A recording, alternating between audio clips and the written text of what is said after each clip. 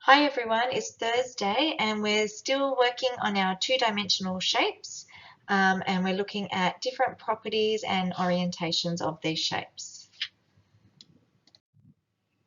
To be successful today, we will recognize and classify familiar two-dimensional shapes using obvious features.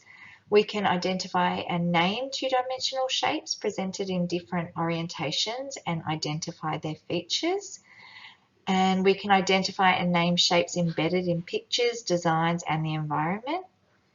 We can use computer drawing tools to outline shapes embedded in a digital picture or design. And we will continue to use our vocabulary as we describe the features of shapes. Okay, so today we're going to look at some different artwork and where our aim is to find different shapes within the artwork. So I'm actually going to put this up on the Jamboard for you, and you can actually go in and mark this yourselves. Otherwise, you can do it on a piece of paper, or you can just write down the shapes that you can see. So it's kind of a little bit like I Spy, and we're going to find some different shapes in artwork, and you'll be surprised how many shapes are around you when you walk past artwork every day. Okay, so this is just a picture of the Jamboard, and you're going to get to use the tools in our Jamboard to help you with today's task. So we've got our pen tool up here, so you can click on that. I used quite a thick pen because I think that's a little bit easier because it is very tricky. If you're on an iPad, it's not so hard, but I'm using a mouse and I find that very hard to do the writing with the mouse. So a thicker pen is helpful. So what I'm asking you to do today is to find the shapes and outline the shapes with this tool. You can then write the name of the shape and write as many features as you can. And I will put some easier options for this so that you might like to drag the items. So there'll be various things that you can do with this activity today.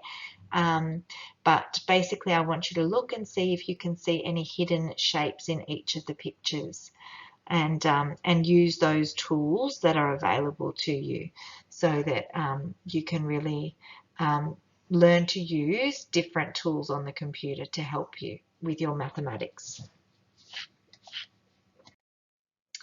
Okay, your other task today, which I will also put on the Jamboard, is going to be to outline and name the features of the shape. So I want you to be able to tell me the names of shapes, and you can also tell me how many vertices and how many sides they have. So these are all really important things that we need to be able to say about shapes. I've even got the names down there for you that will make it a little bit easier for you if you're not sure how to spell, but you need to work out which one is the correct shape. Okay, this is another activity that you can find on your Jamboard today. So it's got it's a little bit of an easier option, but you can do each of the tasks. So this one is colour the rectangle blue, colour the triangle red, colour the trapezium purple, colour the hexagon yellow, colour the square orange, colour the rhombus green, colour the circle pink, and colour the pentagon black. Now it is your turn. Find the shapes in the artwork and trace around them. Label the shapes and describe their features. You can complete this on the Jamboard. Number 2, complete the PDF 4 by either drawing, printing, or going into the Jamboard to complete.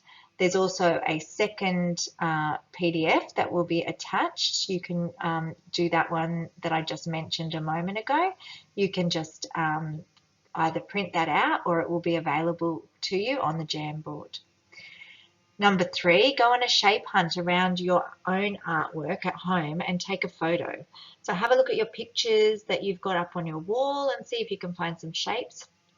If you don't have any artwork up on the wall and you can't see any patterns, perhaps you can see it in your doona cover or your clothes, or maybe you can find it in a storybook. You can see some different shapes in a storybook.